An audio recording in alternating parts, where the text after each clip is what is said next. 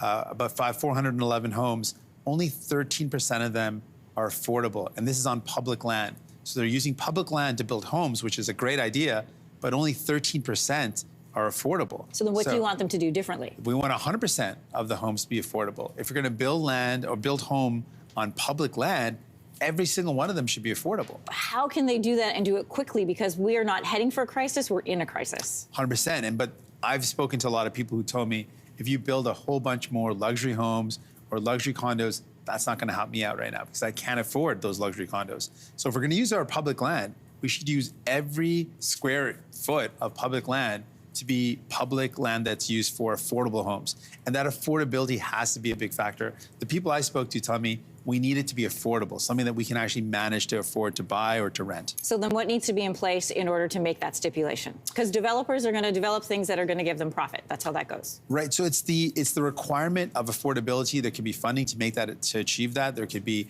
incentives to achieve that. But the definition for the land that's being developed, if you want to use public land, the requirement has to be we'll provide this public land, we'll provide incentives, but the outcome has to be that the project that's being built has to be affordable or we're not going to support it.